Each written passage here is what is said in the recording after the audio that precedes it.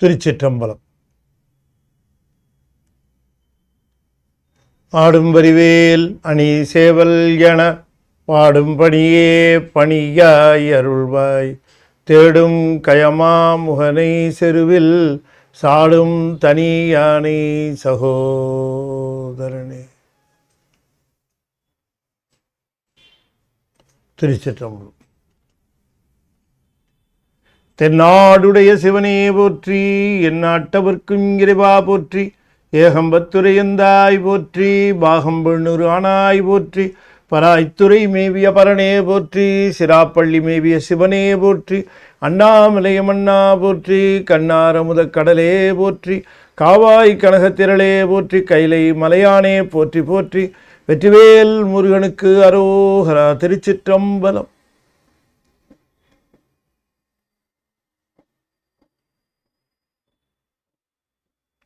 திருச்சிற்றம்பலம். அண்ட சராசரங்களுக்கெல்லாம் அதிபதியாக விளங்கக்கூடிய முருகப்பெருமானுடைய ஒப்பற்ற பெருங்கருணையினாலே ஞானத்திரள் சார்பாக நாம் தொடர்ந்து சிந்தித்து வருகின்ற தாயுமானவர் சுவாமிகள் அருளி செய்த பாயப்புலியில் இருந்து மேலும் 1-2 பாடல்களை சிந்திப்பதற்கு திருவருள் கூட்டி இருக்கிறது. இந்த அற்புதமான ஞான வேள்வியை நமக்கு நல்ல ஆதரவு தந்து நிகழ்த்தி கொண்டு இருக்கின்றவர் நம்முடைய துவாய் ராமநாதன் ஐயா அவர்களும் அவர்கள் குடும்பத்தாரும் எல்லா விதமான நலன்களும் பெற்று சிறப்போடு வாழ வேண்டும் என்று இந்த தருணத்திலே நாம் அடியார்கள் சார்பாக வேண்டி நிற்கின்றோம். தாய்மானவர் திருச்சிற்றம்பலத்திலே பெருமானுடைய பெருங்கருணையை பெற்றவர். அவருக்கு குருநாதர் வந்தது திருச்சிற்றம்பலத்தில். அங்கே திருச்சிற்றம்பலத்திலே அவர் அரசாங்க பதவியிலே தலைமை கணக்கராக இருந்த காலத்திலே அவர் உத்தியோகம் மிகவும் என்ன சொல்வது, முக்கியமான அலுவல்கள் நிறைந்த, அதிகாரம் நிறைந்த, பொறுப்புகள் நிறைந்த ஒரு பதவியாக இருந்தது. அதாவது நிதித்துறையை அவர் அந்த கணக்கு துறையிலே பார்த்து வந்தார் என்று நாம் அறிகிறோம். ஆகையினாலே மிக முக்கியமான ஒரு பொறுப்பிலே இருந்த அவர் அரசன் எப்பொழுது அழைத்தாலும் போக வேண்டிய நிலையிலேயும் அரசருடைய ஆலோசனைகளுக்கு முக்கியமான கருத்துக்களை சொல்லக்கூடியவராகவும் நிதியை சமத்காரமாகவும் சாமர்த்தியமாகவும் ஆளுகின்ற திறம்படைத்தவராகவும் அவர் இருக்க வேண்டியிருந்தது. எப்பொழுது பார்த்தாலும் அரசாங்கத்திலே அவருடைய வருகையும் கருத்தும் அவருடைய ஆலோசனையும் அவருடைய அதிகாரமும் அவருடைய நடவடிக்கையும் வேண்டப்படுவதாகவே இருந்தது. எதற்காக நான் இவ்வளவு தூரம் இதை சொல்லுகிறேன் என்று சொன்னால், இதற்கு இடையிலே அவர் சிவத்தை நினைந்து உருகி இருக்கிறார். அவருடைய உருக்கத்திற்கு பதிலளிக்குமாறு இறைவன் கருணையோடு ஆசிரிய வடிவிலே வந்திருக்கிறார் என்று சொல்லுகிற பொழுது, அப்போ நாம் இறைவனை வணங்குவதற்கு வாய்ப்பு இல்லை, சந்தர்ப்பம் இல்லை, சூழ்நிலை இல்லை என்று சொல்லுவது ஒப்புக்கொள்ளக்கூடியதாக இல்லை. உள்ளம் மட்டும் இறைவனிடம் பாய்ந்து நின்று தோய்ந்து நின்று அங்கே உருகி நிற்குமானால் அது உய்வு பெற்று விடுகிறது. இப்போ அவர் பதவியை காரணம் காட்டல. எப்பொழுது பதவியை துறந்தார் என்று சொல்லுகிற பொழுது அந்த ஒரு சூழ்நிலை மிகவும் அவருக்கு துறவுக்கு ஒரு சவாலாக இருக்கிறது என்று நிலை வருகிற பொழுதுதான் அவர் தன்னுடைய பதவியிலிருந்து விலகினார். தாய்மானவருடைய உள்ளம் எப்பொழுதுமே சிவத்திடம் தோய்ந்து நின்ற காரணத்தினாலே, யாருடைய உள்ளம் சிவத்திடம் தோய்ந்து நிற்கிறதோ அவர்களுக்கு சிவம் குருநாதராக வருகிறார் அல்லது குருநாதரை அனுப்புகிறார்.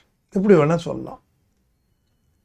குருநாதரை அனுப்புகிறார் என்று சொல்லுவதை விட அவரே குருநாதராக வருகிறார் என்றுதான் சைவ சித்தாந்தம் பேசும்.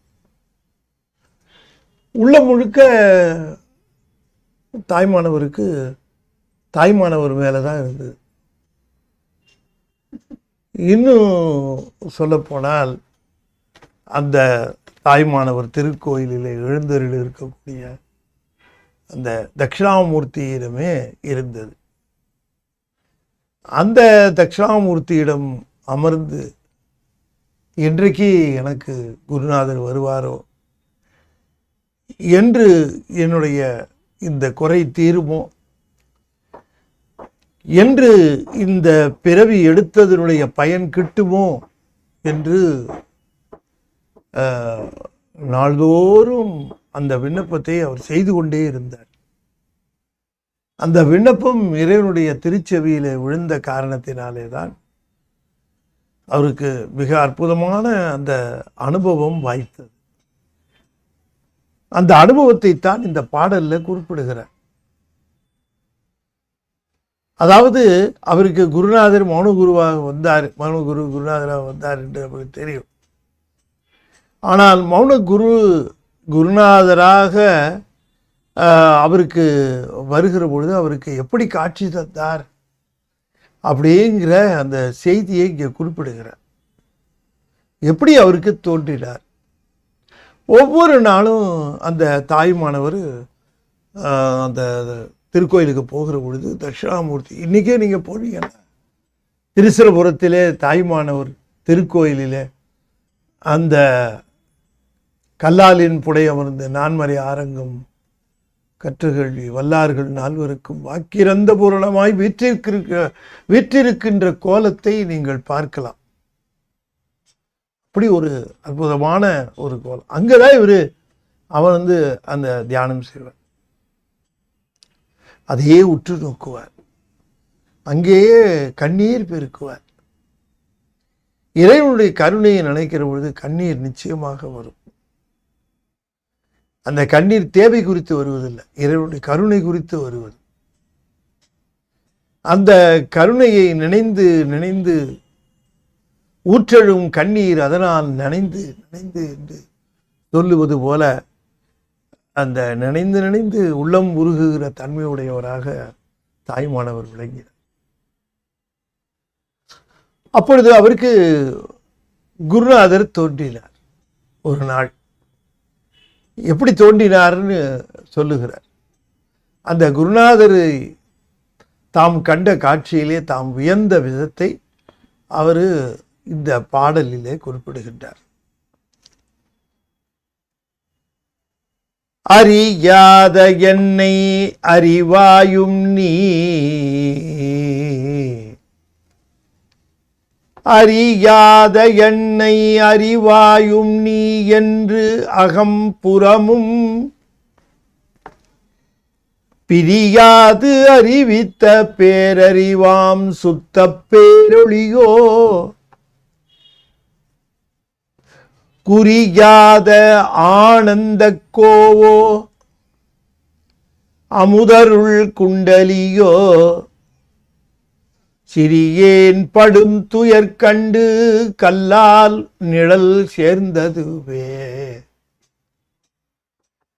அறியாத என்னை அறிவாயும் நீ என்று அகம்புறமும் பிரியாது அறிவித்த பேரறிவாம் சுத்த பேரொளியோ, குறியாத ஆனந்த கோவோ அமுது அருள் குண்டலியோ, சிறியேன் படும் துயர் கண்டு, சிறியேன் படும் துயர் கண்டு, ஒன்றும் பொறாதவன் புண்மையன். பக்தி செலுத்துகிறவர்களிலே நாம் பார்த்தால் அந்த பக்தி செலுத்துகிறவர்களுக்கு முன்பாக நம்ம எண்ணிக்கொண்டால் வெட்கமாக இருக்கிறது. உதாரணமாக சொன்னால் நாயன்மார்களை எல்லாம் எடுத்துக்கொள்ளும். நாயன்மார்களுடைய அந்த பக்திக்கு முன்பாக நம்முடைய பக்தி திறம் என்ன? நாயன்மார்களே தங்களை அடியார் என்றோ பத்தர் என்றோ சொல்லிக் கொள்வதிலே மிகவும் அஞ்சுவார்கள். பத்தனாய் பாடமாட்டேன் பரமனே பரமயோகி எத்தினால் பத்தி செய்கேன், என்னை நீ இகழ வேண்டாம் என்று அப்பர் சுவாமிகளே குறிப்பிடுகின்றார். சிதம்பரத்தில் போய் பார்க்கிற பொழுது அந்த அடியார்களுடைய அந்த ஒரு பக்தி திறத்தை பார்க்கிற பொழுது வியந்து பேசுகிறார். ஐயோ அப்பா, இப்படிப்பட்ட அடியார்களா! அதனாலதான் சுந்தர பெருமான் கூட அந்த அடியார்களை பார்த்து, இவர்களல்லவோ அடியார்கள், நாமும் அடியார் என்று இந்த அடியார் திருக்கூட்டத்திலே சேர்வதா, நாம் இவர்களை வணங்கி நிற்பதா என்று அஞ்சுகிறார்.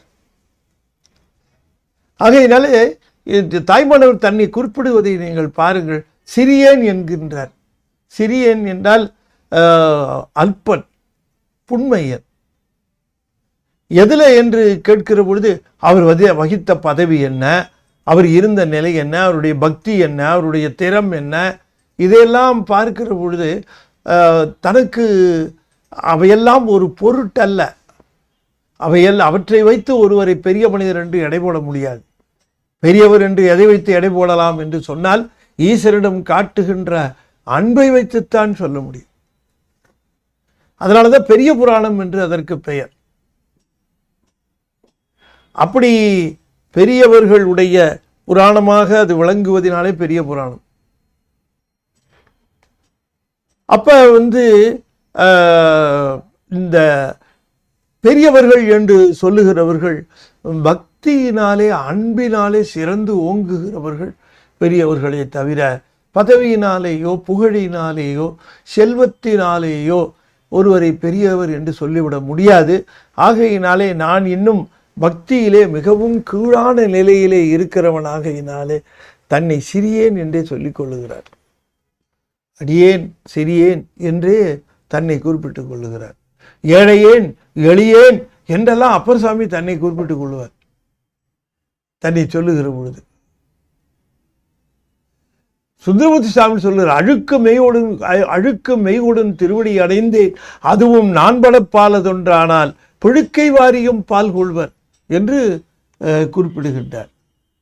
அழுக்கு மெய்வுடன் திருவடி அடைந்தேன் என்று குறிப்பிடுகின்றார். ஆகையினாலே இந்த அருளாளர்கள் எல்லாம் தங்களுடைய பக்தி நிலையிலே தங்களை மிகவும் கீழாகத்தான் எண்ணிக்கொள்வார்கள். அப்படித்தான் தாய்மானவரும் சிறியேன் என்று சொல்லுகிறார். நீரோ அந்த பெரிய சிறு தொண்டர்னு கேட்டார். சிறு தொண்டரை பார்த்து சிவபெருமான் சிறு தொண்டர் இவரு பேரை வச்சுக்கிட்டாரு. நான் சிறியவன் சொல்லி அவருக்கு சிறு தொண்டர்னு பேர் வந்துருச்சு பரஞ்சோதிக்கு. ஆனா அவரை பார்த்து சாமி கேட்கிறார், நீரோ அந்த பெரிய சிறு தொண்டன் அப்படின்னு கேட்கிறார்.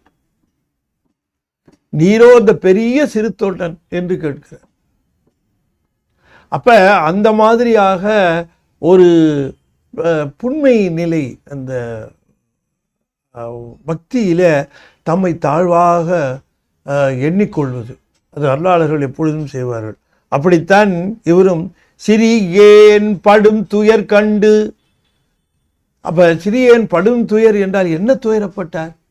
செல்வத்திற்கு துயரப்பட்டாரா, அல்லது புகழிற்காகவா, பதவிக்காகவா, அல்லது குடும்பத்திற்காகவா? எதற்கு துயர்பட்டார்? படும் துயர், அதை பார்க்கணும். படும் துயர் என்று சொன்னால் தான் துயரப்பட்டேன் என்று சொல்லுகிறார். எதற்காக என்று கேட்டால், எங்கே இந்த பிறப்பு வீணாகி போய்விடுமோ, இந்த பிறப்பு உண்பதிலும் உறங்குவதிலேயுமே கழிந்து போய்விடுமோ, அரிது மானிடராய் பிறத்தல் அரிது என்றெல்லாம் சொல்லுகிற இந்த மானிட பிறப்பிலே சிவத்தை தெரிந்து கொண்டு விட்டு சிவத்தினாலே பிறப்பு இல்லாமல் நீங்கும் என்பதையும் புரிந்து கொண்டு விட்டு அதற்கான உபாயங்களையும் தெரிந்து கொண்டு ஆனால் முயற்சியிலே ஈடுபடாமல் இருந்து பிறப்பு போய்விட்டுமே ஆனால் எத்தனை பெரிய இழப்பு ஏற்பட்டுவிடும். சிறியேன் படும் துயர், இதனால துயரப்பட்டார், ஒவ்வொரு நாளும் துயரப்பட்டார். அந்த துயரத்தை கண்டு பெருமான் அருள் செய்தான் என்று குறிப்பிடுகிறார். அதான் பாருங்க, சிறியேன் படும் துயர் கண்டு கல்லால் நிழல் சேர்ந்ததுவே. திடீர்னு அவருடைய துயரத்தை பொறாத இறைவன் அவருக்கு ஒரு நாள் தட்சிணாமூர்த்தி திருக்கோலத்திலே அந்த தரிசனம் தந்தான். கல்லால் நிழல் சேர்ந்ததுவே என்று சொல்லுகிறார். இந்த தட்சிணாமூர்த்தி திருக்கோலத்திலே வந்தவர் மோனகுரு தான். அதாவது தட்சிணாமூர்த்தியை ஒவ்வொரு நாளும் வேண்டி கண்ணீர் பெருக்கி எமக்கு இந்த வாழ்விலே தக்க குருநாதர் அமைய வேண்டுமே, என்னை தேடி வர வேண்டுமே என்று கண்ணீர் பெருக்கி கொண்டிருந்ததை பொறுக்காமல் அந்த தட்சிணாமூர்த்தி நிதர்சனமாக எதிரே தோன்றினார். கல்லால் நிழல் சேர்ந்ததுவே. அந்த கல்லால் நிழல் என்று சொல்லுவது அங்கே இருந்த தட்சிணாமூர்த்தி, கல்லால் உடையமர்ந்து நான்மறை ஆரங்கம் என்று சொல்லுகிறோமே, அந்த கல்லால் நிழல் சேர்ந்தது தட்சிணாமூர்த்தி. தட்சிணாமூர்த்தியே எனக்கு குருநாதராக வந்து விட்டார்.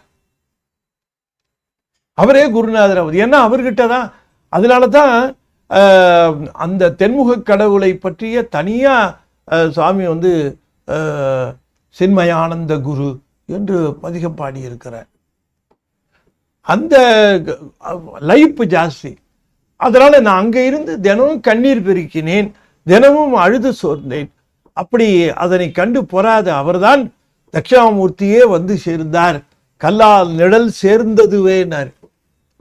கல்லால் நிழல் அந்த திருக்கோலம் என்னை வந்து சேர்ந்தது. அப்ப மோனகுருவை அவர் கல்லால் நிழல் அமர்ந்த தட்சிணாமூர்த்தியாக தரிசனம் செய்தார். பிறகு மோனகுருவாக தோன்றி அவருக்கு திருக்கண்கள்ல அந்த தரிசனம் கிடைத்தது. அப்படி வந்த குருநாதர், அப்படி தனக்கு வந்து கிடைத்த குருநாதர் யார்? இந்த குருநாதர் யார் அப்படின்னு கேட்கிறார். இந்த குருநாதர் யார்? குருநாதர் மௌனகுரு என்று சொல்லக்கூடிய ஒரு மானுட சட்டை தாங்கி வந்திருக்கிற ஒரு மானுடரா? அவரு ஒரு குருநாதர், நமக்கு குருநாதராக வருகிறவர் மானுட சட்டை தாங்கி வந்தவரா? அதுக்கான கேள்வியை தம்மை பார்த்து கேட்கிறார். அறியாத என்னை அறிவாயும் நீ. அறியாத என்னை யார் என்ன தெரிந்து கொள்வார்கள்? நான் போய் தினம் தட்சிணாமூர்த்திகிட்ட உட்கார்ந்து இருக்கிறேன். தினமும் கோயிலுக்கு வரார் ஒருத்தர், பெருமான்கிட்ட முன்னால் நிற்கிறார், வேண்டுகிறார், அழறார், துதிக்கிறார். என்ன வேண்டுகிறாருன்னு யாருக்கு தெரியும்? தாய்மானவர் தினம் போய் உட்கார்ந்து கண்ணீர் பெருக்கினார். எதுக்காக? இந்த பதவி நிலைக்கணுமே, இந்த பதவிக்கு எந்த ஆபத்து வந்துவிடக்கூடாதே, எனக்கு பதவியில் நிறைய போட்டி பொறாமைகள் இருக்கின்றனவே, இந்த போட்டி பொறாமைகள் எல்லாம் என்னை பாதிக்காமல் இருக்கணுமே, அரசனுடைய நல்ல எண்ணத்தை நான் சம்பாதிக்கணுமே, இன்கிரிமெண்ட் இப்போ தான் சமீபத்தில் அப்ளை பண்ணியிருக்கேன், அதை தரணுமே என்றெல்லாம் அதுக்காக போய் நின்னாரா? எதுக்காக நின்னாருன்னு மற்றவர்கள் யாரும் அறியாத என்னை அறிவாயும் நீ.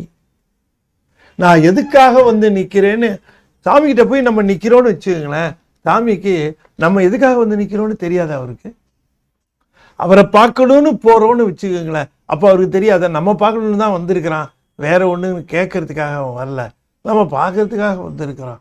அது தெரியுமா இல்லையா அவருக்கு? ஆனால் மற்றவர்களுக்கு என்ன தெரியும்? மற்றவர்கள் என்ன நினைப்பாங்க? என்ன குறையோ தெரில, என்ன தேவையோ தெரில, கோயிலுக்கு வந்து அதை சொல்லுகிறார். அறியாத என்னை அறிவாயும் நீ. பெருமாளே, எனக்கு என்ன நான் மனசுல உனக்கு உன்னை நான் வேண்டி நிற்கிறேன், பிறப்பை நீக்கி பிறவால் நெறி தர வேண்டும், உன் திருவடியிலே என்னை சேர்த்து கொள்ள வேண்டும், இதைத்தானே நான் கேட்கிறேன். இது யாருக்காவது என்னை தெரியுமா? யார் அறிவார்? நான் யார்? என் உள்ளங்களார், என் ஞானங்களார், என் உள்ளமார், என் ஞானங்களார், என்னை யார் அறிவார்? யாரும் அறியாத என்னை அறிவாயும் நீ. நீ அறிகின்றவன். நீ என்ன பண்ணுகிறாய்? நீ என்ற அகமும் புறமும் பிரிவு அறியாது பிரியாது அறிவித்த வேறு அறிவாம். அப்ப என்னுடைய அகமும் புறமும், அகத்திலே அறிவித்து புறத்திலேயும் அறிவிக்கின்றாய். நீ என்று நீ என்றும் நீ என்று அகம் புறமும் பிரியாது அறிவித்த. அது எப்படி படிக்கணும்னு சொல்றேன். அறியாத என்னை அறிவாயும் நீ என்று அகம்புறமும் பிரியாது அறிவித்த பேரறிவாம் சுத்த பேரொழியோ கல்லால் நிழல் சேர்ந்தது. அறியாத என்னை அறிவாயும் நீ என்று அகம் புறமும் பிரியாது அறிவித்த பேரறிவாம் சுத்த பேரொழியோ. இப்படி என்னுடைய உண்மைத்தன்மையை உணர்ந்த நீயாக இருக்கக்கூடிய பெருமானே, அந்த பெருமான், அந்த தேவரீர், நீ என்பது முன்னிலையாக இருந்தாலும் அதை படற்கையில் எடுத்துக்கொள்ள வேண்டும். அறியாத என்னை அறிவாயுமாக இருக்கிற நீ என்று சொன்னால் அறிகின்ற பொருளாக இருக்கக்கூடிய தேவரீர் என்று அகம்புறமும் பிரியாது, உள்ளத்திலேயும் சரி புறத்திலேயும் சரி. இது என்ன அகம்புறமும் என்ன? அகத்திலேயும் அறிவிக்கிறார், புறத்திலேயும் அறிவிக்கிறார். பிரியாது அறிவித்த, பிரியாது அறிவித்த என்று சொன்னால் ஆன்மாவை விட்டு ஒரு கணமும் நீங்காதவர். அதனால தான் அவருக்கு பிரான்னு பேர். பிரான் என்றால் பிரியாதவன் அர்த்தம். அப்படி பிரியாத அவன் அகத்திலேயும் அறிவிக்கிறான், புறத்திலேயும் அறிவிக்கிறான். புறத்திலே அறிவிப்பது காட்டும் உபகாரம், அகத்திலே அறிவிப்பது காணும் உபகாரம். அந்த காணும் உபகாரம் காட்டும் உபகாரம் என்று சொல்லக்கூடிய இரண்டு உபகாரத்தையும் இந்த பேரறிவு செய்கின்றது. நீ என்று நீ என்று நீ என்று சொன்னால் நீ தேவரீராக இருக்கக்கூடியது பெருமான் என்னுடைய அகத்திலேயும் புறத்திலேயும் பிரியாது அறிவித்த பேரறிவாம் அந்த சுத்த பேரொழியோ கல்லால் நிழல் சேர்ந்ததுவே. அறியாத என்னை அறிவாயும் நீ என்று அகம்புறமும் பிரியாது அறிவித்த பேரறிவாம் சுத்த பேரொழியோ. பேரறிவு என்று சொன்னால் அது பேரறிவுக்கு இருக்கக்கூடிய இலக்கணம் என்ன? அறிவிக்காமலேயே அறிதல் மட்டுமல்ல, ஒரு சேர அறிதல். என்னை அறிகிற பொழுதே இன்னொருவரையும் அறிவார். பேரறிவு என்னை அறிகிற பொழுதே இன்னொருவரையும் அறிவார். இன்னும் என்னை பற்றி முழுமையாக அறிவார். முற்றும் உணர்தல், ஒரு சேர அறிதல், அறிவிக்காமலேயே அறிதல், இதெல்லாம் அந்த பேரறிவுக்குரிய இலக்கணங்கள். சுத்த பேரொழியோ என்று குறிப்பிடுகின்றார். சுத்த பேரொழியோ என்று சொல்லுகிற பொழுது நமக்கு இந்த ஒளி இருக்கிறது, அந்த ஒளி என்பது நமக்கு தெளிவாக காட்டுகிறது. அப்படி தெளிவாக காட்டுகிறது மாயை என்று சொல்லக்கூடிய அது ஒன் மாயை, அது ஒரு ஒளிதான். ஆனால் இது அப்படி அல்ல. இது அறிவுக்கு அறிவாக இருந்து அது தெளிவுபடுத்துகிறது. பேரொளி, சுத்த பேரொளி என்று சொன்னால் தூய்மையான பேரொளி. அகம்புறமும் பிரியாது அறிவித்த பேரறிவாம் சுத்த பேரொளியோ. அறியாத என்னை அறிவாயும் நீ என்று அகம்புறமும் பிரியாது அறிவித்த பேரறிவாம் சுத்த பேரொளியோ. குறியாத ஆனந்த கோவோ. குறியாத என்றால் எண்ணத்திற்கு அப்பாற்பட்டன்னு அர்த்தம். எண்ணத்திலே அகப்படாத, எண்ணத்திற்கு உட்படாத குறியாத ஆனந்த கோவோ. அமுது அருள் குண்டலியோ. சிறியேன் படும் துயர் கண்டு கல்லால். சிறியேன் படும் துயர் கண்டு. எத்தனை நாள் அந்த துயரத்தை பட்டிருப்பார். அதை சுகவாரியில கூட சொல்லுகிறார். இந்த பாட்டை சொல்லுகிறார். எந்த நாள் கருணைக்கு உரித்தாகு நாள் எனவும் என் இதயம் என்னை வாட்டுதே. எந்த நாள் கருணைக்கு உரித்தாகு நாள் எனவும் என் இதயம் என்னை வாட்டுதே. ஈசனுடைய கருணைக்கு உரித்தாகும் நாள் எது என்று எந்த நாள்? ஒவ்வொரு நாளும் போய்கொண்டே இருக்கிறதே. அது எந்த நாள் ஈசனுடைய கருணைக்கு உரித்தாகும் நாள்? அந்த நாள் குருநாதர் வருகிற நாள். குருநாதர் வருவாரே ஆனால் இறைவனுடைய கருணை நமக்கு கிடைத்திருக்கிறது என்று பொருள் இல்லையா? எந்த நாள் கருணைக்கு உரித்தாகு நாள் எனவும் என் இதயம் என்னை வாட்டுதே. என்னுடைய இதயமானது என்னை வாட்டுகிறது என்று குறிப்பிடுகிறார். நம்முடைய இதயம் வாட்டணுமா இல்லையா? வாட்டுது. என்ன பதவி, என்ன புகழ், என்ன பெருமை, என்ன பெயர், எத்தனை இருக்கிறது, அத்தனையும் அனுபவிக்க வேண்டும் என்ப இல்லாமல் இது வாட்டுதான். என்னை வாட்டுதே ஏதென்று சொல்லுவேன், ஏதென்று சொல்லுவேன். முன்னோடு பின் மலை வரவும் இற்றை வரை யாது பெற்றேன். ஐயவே இல்லை, சந்தேகம் இல்லை, விபரீதம் இல்லை. சந்தேகம் விபரீதம் இல்லை, என்ன தெளிவு இருக்கு. என்ன தெளிவு? என்ன? சிவன் தான் முழுமுதற் பொருள். இந்த வாழ்க்கையில நாம மாயையின் பின் சென்று இந்த வாழ்விலே வினைகளை துய்த்து வினைகளை செய்தால் வினைகளை அனுபவிக்க மீண்டும் பிறப்பு வரும், ஐயம் இல்லை. இந்த வினைகள் தீராத பட்சத்திலே மீண்டும் பிறப்பு வரும். பிறப்பு வருவதற்கு முன் சொர்க்கமும் போகலாம், நரகமும் போகலாம், மீண்டும் பிறப்பு வரும். இப்படி பிறப்புகள் தொடரும். சிவன் ஒருவன் தான் பிறப்பை தவிர்க்க வல்லவன், அவனே முழுமுதற் பொருள். இருவனை ஒப்பு மலபரிபாகம் சத்திரிவாதம் என்கிற நிலைகளெல்லாம் நிறைவு பெற்ற பிறகுதான் குருநாதர் வருவார் என்றெல்லாம் தெளிவா தெரியுதுன்றார். தெளிவா தெரிஞ்சு என்ன பண்றதுன்னாரு. எல்லாம் தெரியுது. இற்றை வரை யாது பெற்றேன்னார். இதெல்லாம் தெரிஞ்சு எனக்கு என்ன ஆச்சுன்னாரு. அப்ப வெறும் நூலறிவு பயன்படாது என்று குறிப்பிடுகிறார். எல்லாம் தெரிஞ்சிருக்கு, சரி, எல்லாம் சித்தாந்த சாத்திரம் முழுக்க அத்துப்படி எல்லாமே தெளிவா தெரிகிறது. தெரிஞ்சு என்ன பண்றது? என்ன பெற்றேன்? குருநாதர் வந்தாரான்னு கேட்கிறார். அப்ப அழுதுகிட்டே இருக்கிறேன். இது என்ன? அழுகிறேன், துதிக்கிறேன், தொழுகிறேன். பந்தமானதில் கிட்டம்.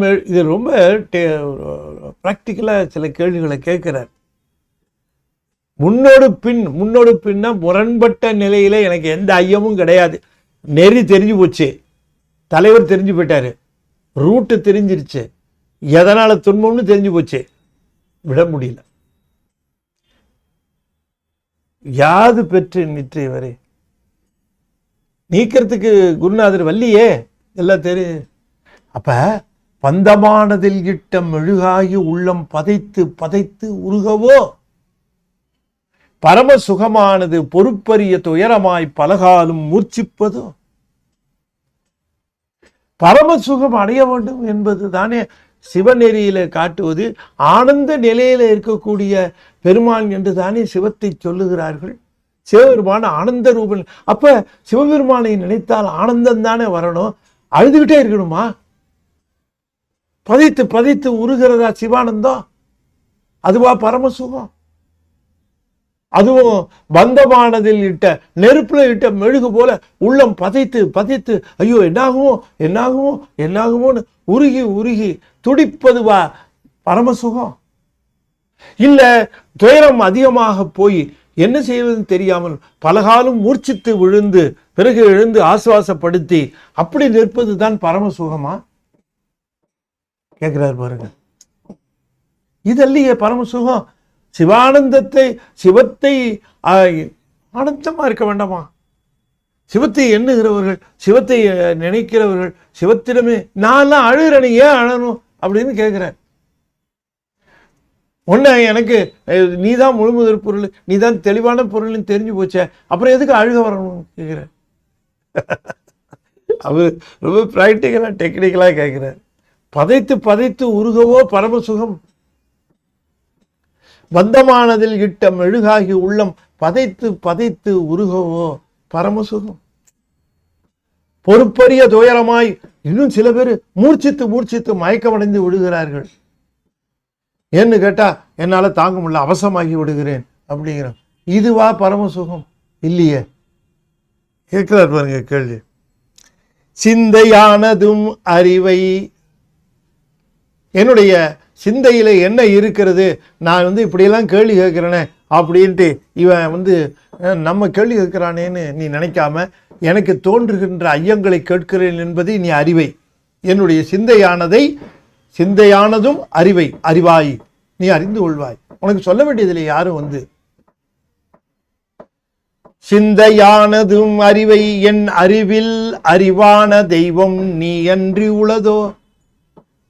என் அறிவுக்கு அறிவான தெய்வம் நீ தவிர, உன்னை தவிர வேற யார் அறிவுக்கு அறிவா இல்லையே. தெய்வங்கள் புற தெய்வங்களாக பல தெய்வங்கள் இருக்கின்றன, அதனுடைய பெருமையாக பல பேசப்படுகின்றன. ஆனால் அறிவுக்கு அறிவாக இருக்கிற தெய்வமாக சிவத்தை மற்றித்தானே சொல்லுகிறார்கள். சிவம் மட்டும்தான் அறிவுக்கு அறிவான தெய்வம். என் அறிவில் அறிவான தெய்வம் நீ அன்றி உளதோ. என் அறிவில் அறிவான தெய்வம் என்ன ஒரு முக்கியமான ஒரு கருத்து பாருங்க. என் அறிவில் அறிவான தெய்வம் என் கண்களுக்கு தெய்வம் இல்ல. என் கண்களுக்கு தெய்வம் என்னுடைய கருத்து இல்ல. அறிவில் அறிவான தெய்வம் அது உன்னை என்று வேறு உளதோ. தேகம் நிலை அல்லவே. இந்த தேகம் நிலையானது இல்லையே. இது எப்ப வேணா ரிப்பேர் ஆகலாமே. உடை கப்பல் கப்பலாய் திரையாடி ஊடு செல்லும். இது கொஞ்சம் ரிப்பேர் ஆயிடுச்சுன்னா இந்த உடம்பு எப்படி உன்னை நினைக்கிறது, எப்படி உனக்கு நான் உன்னை வேண்டுறது, எப்படி உனக்கு நான் மனதார நின்று உனக்கு பக்தி பண்ணுவது எப்படி செய்ய முடியும்? உடம்பு நல்லா இருந்தால் தானே செய்ய முடியும். உடஞ்சி போன கப்பல் கடலுக்கு நடுவே பிரயாணம் பண்ண முடியுமா? திரையாடி திரைகள் நிறைந்த அந்த கடலுக்கு ஊடு செல்லுமா? உடை கப்பல், உடைந்த கப்பல் கப்பலாய் என்று சொன்னால் பிரயாணம் செய்வதற்குரிய தகுதி உடையதாக திரையாழி ஊடு செல்லுமோ?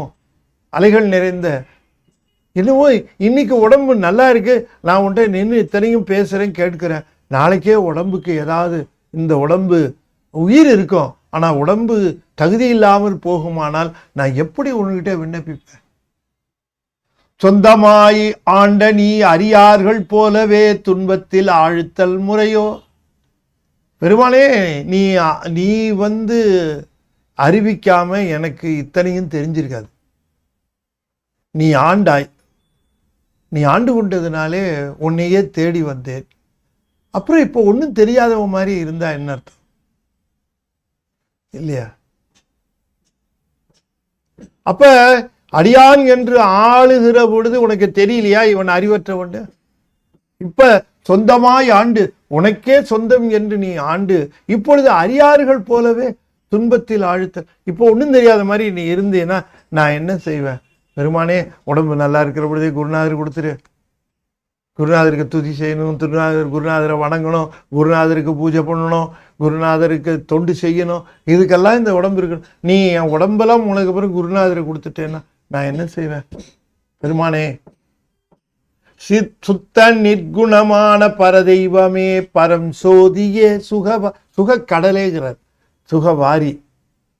சுகவாரியே சுத்த நிர்குணமான பரந்தெய்வமே. நிர்குணம் என்று நீர்குணம் நிர்குணம். அது சுத்த நிர்குணமான. நிர்குணம்னு சொன்ன நமக்கு இருக்கக்கூடிய ராஜச தாமச சத்துவங்கிற குணமெல்லாம் கிடையாது. சுத்த நிர்குணமான பரதெய்வமே, மேலான தெய்வமே, பரம் சோதியே, மேலான சோதியே, சுகவாரியே என்று ஒவ்வொரு நாளும் போய் செய்த அந்த துயரினால தான் இவர் கல்லாலில் நிழல் சேர்ந்தது என்று குறிப்பிடுகிறார். சிறியேன் படும் துயர் கண்டு கல்லால் நிழல் சேர்ந்ததுவே. சிறியேன் படும் துயர், இப்படியெல்லாம் நான் துன்பப்பட்டேன் என்று குறிப்பிடுகிறார். அந்த துன்பம் பொறாது குருநாதர் வந்தார். அந்த குருநாதர் தட்சிணாமூர்த்தியாவே காட்சி அளித்தார். இந்த தட்சிணாமூர்த்தியாக காட்சி அளித்தது அது பெரியாது அறிவித்த பேரறிவாம் சுத்த பேரொளியோ. அதாவது கண்டும் காட்டியும் காணும் உபகாரமும் காட்டும் உபகாரமும் செய்த பேரொளியாக இருக்கக்கூடியதோ. குறியாத ஆனந்த கோவோ, எண்ணத்தில் அடங்காத ஆனந்த அரசனோ. அமுத அருள் குண்டலியோ, அமுதத்திற்கு பெறுவதற்கு, ஆனந்தத்தை பெறுவதற்கு அருள் வழங்குகின்ற சிவையோ, சிவசக்தியோ. குண்டலியோன்னா அந்த இடத்துல சிவசக்தி என்ற அர்த்தம். சிவசக்தியோ என்று கேட்கிறார். அது என்ன அப்படின்னு கேட்டீங்கன்னா, அந்த வந்தது குருநாதர்.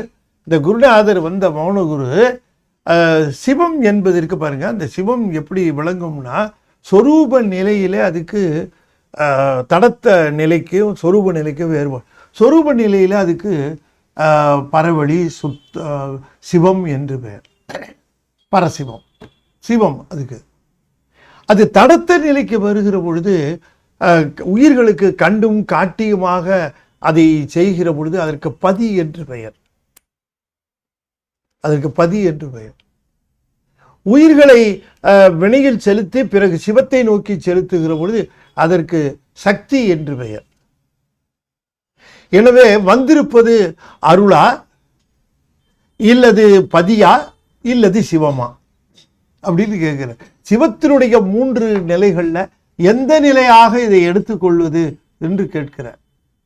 அப்போ இது என்ன அப்படின்னு பார்த்தீங்கன்னு சொன்னீங்கன்னா, குருநாதர் திருவருள், இந்த பெருமானையே தான் திருவருள் நிலையிலே பிறகு அந்த கண்ணும் காட்டியுமாக இருந்தவர் தான் இப்பொழுது சக்தியாக அருள் நிலையிலே வருகிறார். கண்டும் காட்டியும் இருக்கிற நிலை பதி நிலையாக இருந்த அவர் குருநாதராக வருகிற பொழுது திருவருள் நிலையாக வருகிறார். பிறகு திருவருள் நிலையாக ஆனந்தம் வழங்குகின்ற ஆனந்த கோவாக அவர் விளங்குகிறார். ஆகையினாலே நாம கண்ணும் காட்டியும் இறைவன் செய்கிற உபகாரத்தை உணர்ந்து உணர்ந்து உணர்ந்து அவரின் நெக்கு உருகி நிற்கிற பொழுது அப்பெருமானே திருவருள் உருக்கொண்டு குருவாக வருகின்றார். பிறகு ஆனந்தம் வழங்குகின்ற சிவமாக மிளிர்கின்றார் என்று இந்த பாடலிலே மிக அற்புதமாக அதை சொல்லுகின்றார். இதில் ஆகையினால தனக்கு குருநாதராக வந்தவர் சிவமா பதியா திருவருளா என்று கேட்கிற பொழுது அது பதி நிலையில் இருந்து அது அருள் நிலைக்கு அருள் நிலையிலிருந்து அது ஆனந்த நிலைக்கு வருகின்ற சிவமே அது எல்லா நிலைகளிலும் இருந்து உயிரை ஆனந்தத்தை அனுபவிக்க செய்யும் என்கிற அந்த செய்தியை சொல்லுகின்றார். எல்லாம் உதவும் உனை ஒன்றில் பாவனை ஏனும் செய்து புல்லாயினும் ஒரு பச்சிலையாயினும் போட்டு இறைஞ்சி நில்லேன். எல்லாம் உதவும், எவ்வளவு உதவி செய்கிற, எத்தனை உதவி அளவு இருக்காதுக்குன்னு கேட்கிறார். நாம நினைந்தே பார்க்கிறது. இறைவன் செய்கிற உபகாரத்தையும் உதவிகளையும் நாம் நினைக்கிறதுக்கு நேரம் இல்லை, மனசு இல்லை. அந்த உபகாரத்தை எண்ணி பார்க்கிறார்கள் அருளாளர்கள். உதவும் என்று சொல்லாமல் எல்லாம் உதவும். உடம்பை கொடுத்து, உலகத்தை கொடுத்து, கருவியை கொடுத்து, கரணத்தை கொடுத்து, எல்லா விதமான உதவிகளையும் செய்த உன்னை கொஞ்சமாவது நன்றி பாராட்டி நினைக்க வேண்டாமா? ஐயா, உன்னை நேரில் நீ எப்படி இருப்ப, உனக்கு ஏதாவது ஒரு சிலையிலேயோ அல்லது ஒரு படத்திலேயாவது பாவனை செய்யலாமல் நீ அங்கே இருக்கிறேன்னு பாவனை ஏனும் செய்து அங்கே இருக்கிற அப்படின்னு பாவனை, அதுதான் தொடக்க நிலை. அங்கேயே இருப்பதாக உணர்தல் வேறு. பாவனை உணர்வாக மாறும், பாவனை இல்லாமல் உணர்வு வராது. பாவனை அந்த பாவனை நிலையில உன்னை ஒன்றில் பாவனை ஏனும் செய்து, ஏதாவது ஒன்றில் ஒரு படத்திலேயோ ஒரு சிலையிலேயோ ஒரு சிற்பத்திலேயோ ஒன்றில் பாவனை செய்துன்னு சொல்ல, பாவனையேனும் செய்து அங்கே இருக்கிறாருன்னு ஒரு பாவனையேனும் செய்து. புல்லாயினும், புல்லு ஒன்றுத்துக்கு ஏதாவது புல்லு, அருகம்புல்லு. புல்லாயினும் ஒரு பச்சிலையாயினும், ஒரு பச்சிலை, யாவர்க்குமாம் இறைவர்க்கு ஒரு பச்சிலைனார். இவர் அது இன்னும் கீழே போய் தாய்மலர் புல்லு விட்டா கூட போதுங்கிறார். பசும்புல்லை எடுத்து பறித்து போட்டா கூட சிவன் ஏத்துக்குவாரு அப்படிங்கிறார். புல்லாயினும் ஒரு பச்சிலையாயினும் போட்டு, திருவடியிலே போட்டுன்னு அர்த்தம். போட்டு எல்லாம் உதவும் உனை ஒன்றில் பாவனை ஏனும் செய்து புல்லாயினும் ஒரு பச்சிலையாயினும் போட்டு இறைஞ்சி துதி செய்து தோத்திரம் செய்து. எத்தனை எத்தனை தோத்திர மொழிகள் இருக்கின்றன. தேவாரம், திருவாசகம் என்று 12 திருமுறைகள். அப்படி அவற்றையெல்லாம் சொல்லி போற்றி சொல்லி நின்றிருக்க வேண்டாமா? இறைஞ்சி நில்லேன் என்று சொன்னால் போற்றி சொல்லாமல் நின்று சொல்லவில்லை, போற்றி சொல்லவில்லை. போற்றி இறைஞ்சி, போட்டி இறைஞ்சி, பச்சிலையாயினும் போட்டு இறைஞ்சி. அதை போட்டு அப்படிங்கிறத போற்றின்னு கூட எடுத்துக்கலாம். பச்சிலையாயினும் போற்றி இறைஞ்சி நில்லேன். அதைத்தான் சொல்ல, தெருளும் மெய்க்கலை விளங்கவும் பாருளோர் சிந்தை இருளது நீங்கவும்.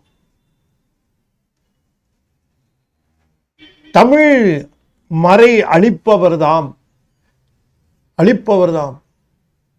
அருளும் அங்கணர் திரு அறத்துறை வந்தணைந்தார் என்று சொல்லுகிற பொழுது, அந்த அறத்துறை அங்கணர் எப்படிப்பட்டவர் என்று சொன்னால், போற்றி என்பார்க்கு பொருளும் ஞானமும் போகமும் அளிக்க வல்லார். போற்றி என்பாருக்கு பொருளும் ஞானமும் போகமும் அளிக்க வல்லார். அப்படிப்பட்ட போற்றி போற்றி சொல்லி இறைஞ்சி நில்லேன், அப்படி நிற்கவில்லை. நல் யோக நெறியும் செய்யேன். என்ன பார்த்தோமோ பாவனை செய்தோமோ, அந்த பாவனை செய்த அந்த திருக்கோலத்தை மனதிலே நிறுத்தி கொஞ்ச நேரம் இல்லை, சரண கமலாலயத்தை அரை நிமிஷ நேரமட்டில் தவமுறை தியானம் வைக்க அப்படின்னு சொல்றோம் இல்லை, அந்த மாதிரி அந்த ஒரு ஒரு அரை நிமிஷம் அது உள்ளுக்குள்ள நிறுத்துறது தான் யோகம். யோகம்னா ஏன்னோ அட்டாங்க யோகத்தை எடுத்து அது முறைப்படி செய்கிறது. இங்கே அவர் குறிப்பிடுறது யோக நெறியும் செய்யேன் என்று சொல்லுவது, ஒரு பச்சிலையாயினும் போட்டு இறைஞ்சி நில்லேன். அடுத்த நிலை என்னன்னா, அப்படி நின்று பார்த்ததை உள்ளத்திலே அகத்திலே கண்டு அதனை நிறுத்துவது. அதையும் செய்யல, அதையும் செய்யல. அப்ப அந்த போட்டு இறைஞ்சி நில்லேன் என்கிறது சரியையும் கிரியையும் சேர்த்து சொல்லுகிற. நான் சரியையும் செய்தவன் அல்ல, கிரியையும் செய்தவன் அல்ல, யோகத்தையும் செய்தவன் அல்ல. யோகம் என்பது அகத்தே பூசை, அதையும் செய்தவன் அல்ல. அருள் நீதி ஒன்றும் கல்லேன். இனி ஞான நிலையிலே எழில் ஞான பூசியாக விளங்கக்கூடிய சாத்திர நூல்களை தக்க குரு வாயிலாக கேட்டு அறியேன், கற்றுக்கொள்ளவில்லை, கல்லேன்கிற. பாருங்க, அது ஞானங்கிறது என்னங்கிறது அதை சொல்லுகிற. அருள் நீதி, நீதியில் வெறும் நீதி இல்லை, அருள் நீதி, அருள் நூல்கள், சித்தாந்த சாத்திரங்கள், அதனை ஒன்றையும் கல்லேன். அப்ப இந்த செய்தியை சொல்லுகிற பொழுது, நான் சரியையிலேயும் நின்றவன் இல்லை, கிரியையிலேயும் நின்றவன் இல்லை. ஒன்றும் அதிகபட்சமா பெரிய பூஜையெல்லாம் செய்ய வேண்டாம். ஏதாவது ஒன்றில் நீ இருக்கிறதா பாவனை பண்ணிட்டு உனக்கு ஒரு புல்லாவது ஒரு பச்சிலையாவது போட்டு துதிப்பாடல்களை சொன்னா போதும். போட்டு இறைஞ்சி நில்லேன். நல் யோக நெறினார். அந்த யோகம்னு சொல்லுகிற பொழுது முன்னால நல்லுன்னு போட்டார், நல் யோகம்னார். ஏன்னா நிறைய யோகம் ஹட்ட யோகம்லாம் இருக்கு. நிறைய யோகம் இந்த உடம்பை நீண்ட நாட்கள் வைத்து கொள்ள வேண்டும், அட்டமா சித்திகளை பெற வேண்டும் என்பதற்காகலாம் யோகம் செய்கிறது உண்டு. அருணகிரிநாதர் சொல்லுகிறார், கரைபடும் உடம்பு இராதன கருதுதல் ஒழிந்து வாயுவை கர்ம வசனங்களால் மறித்து அனலூதி கவலைப்படுகின்ற யோக கற்பனை மறுவும் சிந்தை போய்விடாது. கரைபடும் உடம்பு இராதன கருதுதல் ஒழிந்து, கரைனா ரத்தம், குருதி நிறைந்த அந்த உடம்பு நிற்காது, ஒரு நாள் போயிடும் என்பதை தெரிந்து கொள்ளாமல் இதனுடைய நாளை நீட்டிக்க வேண்டும் என்பதற்காக யோக கற்பனை மறுவும், யோகத்தை கற்பனையினர் மறுவும் சிந்தை போய்விடாது, அந்த சிந்தை எனக்கு வேண்டியதில்லை என்றார். கலகமிடும் அஞ்சும் வேற கவலைப்படுகின்ற யோக கற்பனை மறுவும் சிந்தை போய்விடாது என்று சுவாமியை குறிப்பிடுகின்றார் அருணகிரிநாதர். எனவே அந்த மாதிரியான ஒரு யோகமாக இருக்கக்கூடாதுங்கிறதுக்காக இங்கே சொல்லுகிறார் நல் யோகம். நல் யோகம் என்பது அகத்திலே புறத்தே தரிசித்து பாவனை செய்த சிவத்தை அகத்தே நிறுத்துதல், அகத்தில் நிறுத்துதல். நீங்க யோகத்தில் இருக்கீர்கள், அப்படி அகத்துல நிறுத்துகிற பொழுது ஒரே ஒரு கண்டிஷன் இந்த யோகத்துல என்ன அப்படின்னு கேட்டா, அகத்துல நிறுத்துகிற பொழுது புறக்கருவிகள் இயங்காமல் இருத்தல். புறக்கருவிகள் இயங்காமல் இருத்தல் என்று சொன்னால் கண்ணு பார்க்கக்கூடாது, காது கேட்கக்கூடாது, நாக்கு சுவைக்கக்கூடாது, மூக்கு நுகரக்கூடாது, மூச்சு விடக்கூடாதுன்னு சொல்ல, நுகரக்கூடாது.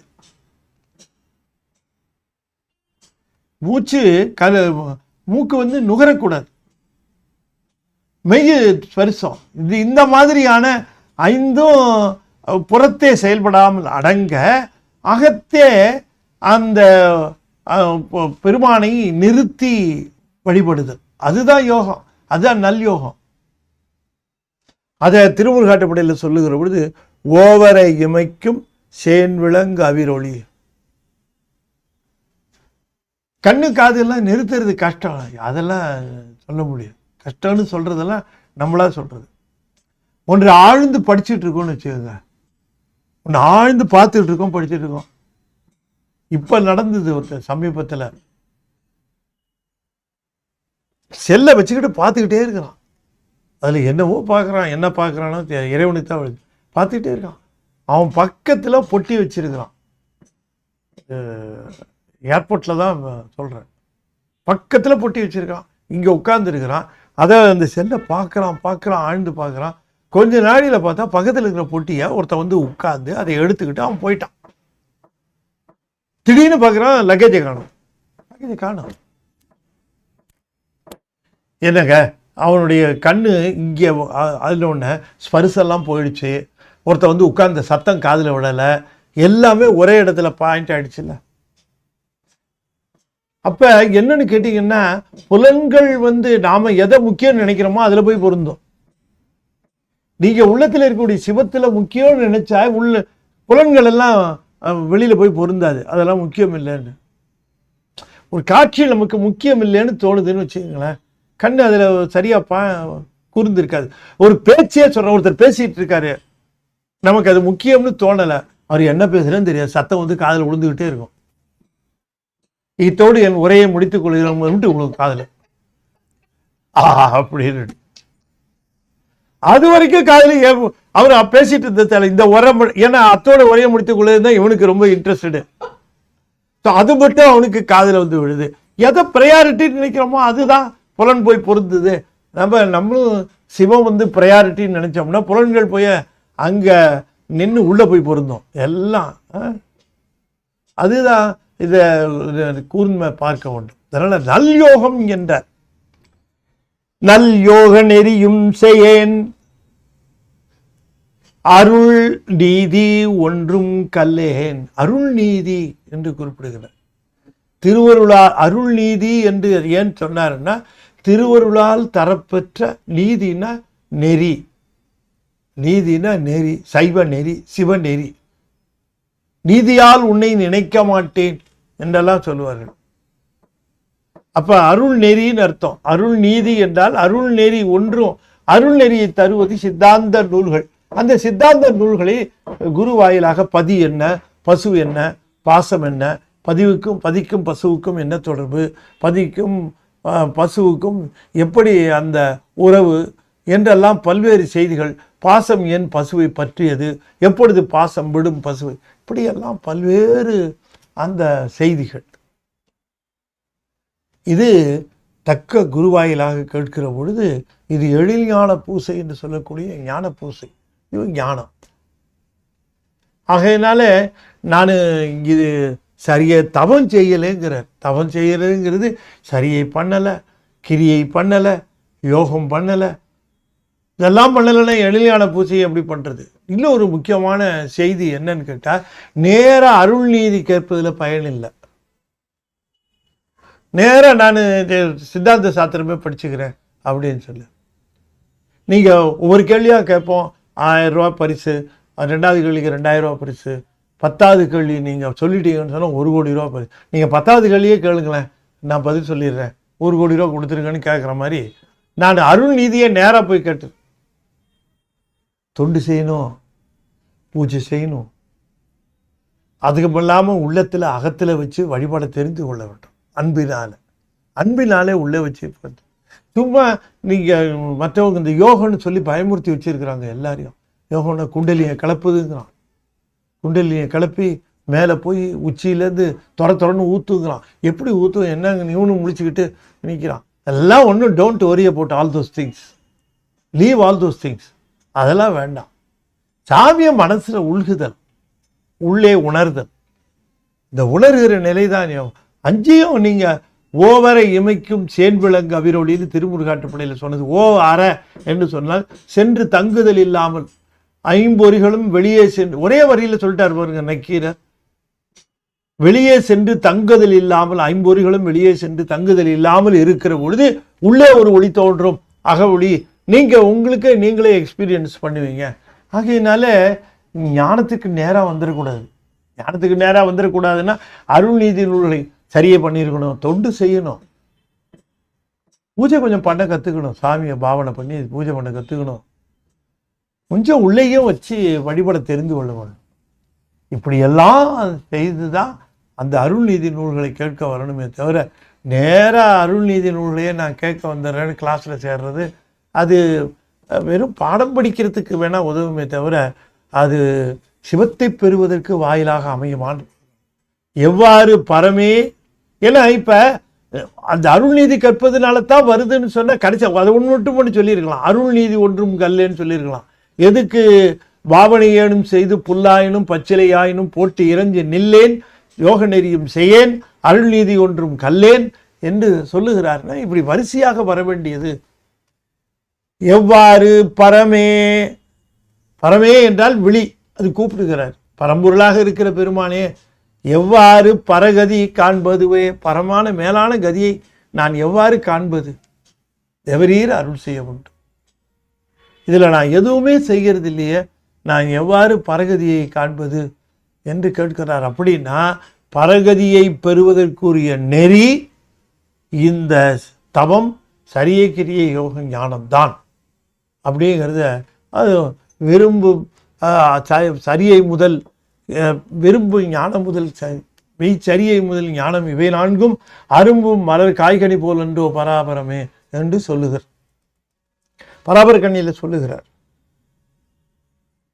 ஆகையினால விரும்பும் மெய்ச்சரியை முதல் ஞானம் இவை நான்கும் அரும்பு மலர் காய்கனி போல் என்றோ பராபரம். அரும்பு மலர் காய்கனி, கனி நேரம் வந்துருங்களே, அரும்பு வரணும், அரும்புலேருந்து கனி வந்துடுமா, மலர் வரணும், மலர்லேருந்து நேரம் வந்துடுமா, காய் வரணும், காயிலேருந்து கனி வரணும். இதுதான் பக்குவம். அதனால தான் அந்த நாளையும் சொன்னார், தாய்மானவர் சொன்னார் பராபர கண்ணியில், அதைத்தான் இங்கேயும் சொல்லுகிறார் என்று சொல்லி இன்றைய தினம் இந்த 2 பாடல்களையும், ரொம்ப அற்புதமான பாடல்கள், இரண்டையும் சிந்திக்க வாய்ப்பு கிட்டியது. பாடல் 30, 31 2 பாடல்களையும் நாம் சிந்தித்தோம். அன்பர்களே, ஞான குழந்தை ஆங்கில புத்தகம் நீங்கள் எல்லாருக்கும் வாங்கி கொடுங்க. நாங்கள் காமிக்ஸ் புக்கு எதுவுமே நம்முடைய ஆன்மீகத்தில் சைவ நெறியில் ஜாஸ்தி கிடையாது. ஆன்மீகத்தில் இருக்குது, ஆனால் சைவத்தில் இப்படி ஒரு ஆன்மீக புத்தகம் சிறுவர்களுக்குன்னு போட்டது. அது உங்களுடைய குழந்தைகளுக்கு எதிர்காலத்தை நல்லபடியாக அமைச்சு கொடுக்கும். அந்த ஞான குழந்தை புத்தகத்தை சிறுவர் குழந்தைகளுக்கு ப்ரெசண்ட்டாக வாங்கி கொடுங்க. நீங்கள் உங்கள் குழந்தைக்கு வாங்கினதுனா மற்ற குழந்தைகளுக்கு ரிலேட்டிவ்ஸ் அத்தனை பேருக்கும் வாங்கி கொடுங்க என்று. ஆங்கிலம் குழந்தைங்க ஈஸியாக ஆங்கிலம் கற்றுக்கும். அது இன்னொரு அட்வான்டேஜ் என்னென்னா, அது ஆங்கிலத்திலே படிக்கிறதுனால அதுங்களுக்கு ஆங்கிலத்திலே ஒரு ட்ரைனிங்கு, எப்படி talk, how to talk in English அப்படிங்கிற ஒரு எக்ஸசைஸும் அவங்களுக்கு கிடைக்கும். அதுபோல் ஞானத்திரள் பத்திரிகையில் நீங்கள் சந்தாதாரராகணும், சந்திக்கிறவங்களெல்லாம் நீங்கள் கேட்கணும். நான் உங்கள்கிட்ட கேட்டுக்கொள்ளுகிறேன், ஞானத்திரள் பத்திரிக்கை உங்களுக்கு வருதா, நான் உங்களுக்கு ஒரு வருஷம் போடட்டுமா, நீங்கள் அந்த புத்தகத்தை பாருங்கள், நல்ல விஷயங்கள் வரும், அதை நீங்கள் படிங்க, உயர்ந்த விஷயங்கள் வருகிறது அப்படின்னு நீங்கள் சொல்லி நிறைய அன்பர்களை சேர்க்கணும். அதை நான் உங்கள்கிட்ட கேட்டுக்கிறேன். அதில் வர கட்டுரைகளுக்கு ஸ்பான்சர் பண்ணணும், பண்ணலாம். அப்புறம் நிரம்ப நூல்கள் இருக்கின்றன. அடியன் எழுதின அருமுக சிவன், ராஜாங்க சமயம், காரைக்காலமையருடைய ரெட்டமணி மாலை ஒரு கட்டுரை, அற்புதமான கட்டுரைகள் அது ஒரு இருக்கிறது. வேள்விகள் 100 கேள்வி பதில் சொல்லியிருக்கேன். இதெல்லாம் நீங்கள் கேட்டு பெற்றுக்கொள்ள வேண்டும் என்று சொல்லி இந்த அளவில் நிறைவு செய்யும் முகமாக 5 எழுத்து 5 முறை ஓதுவேன். நாளை தினம் கமலவன சத்சங்கத்தில் திருவாசகம் பேசுகிறேன், சனிக்கிழமையும் பேசுகிறேன். அவசியம் நீ கலந்து கொண்டு. வெள்ளிக்கிழமை அன்னைக்கு பெரிய புராணம் ஆங்கிலத்தில் பேசுகிறேன். நீங்கள் அவசியம் எல்லாவற்றையும் கேட்டு பயன்பெற வேண்டும் என்று சொல்லி இந்த அளவில் நிறைவு செய்யும் மூலமாக 5 எழுத்தை 5 முறை ஓதுவேன். அன்பர்கள் தொடர்ந்து ஓதி பயன்பெற வேண்டும் என்று கேட்டுக்கொள்கின்றேன். ஓம் நம சிவாய, ஓம் நம சிவாய, ஓம் நம சிவாய, ஓம் நம சிவாய, ஓம் நம சிவாய. திருச்சிற்றம்பலம். தென்னாடுடைய சிவனே போற்றி, என் நாட்டவர்க்கு இறைவா போற்றி. வெற்றிவேல் முருகனுக்கு அரோகரா. திருச்சிற்றம்பலம்.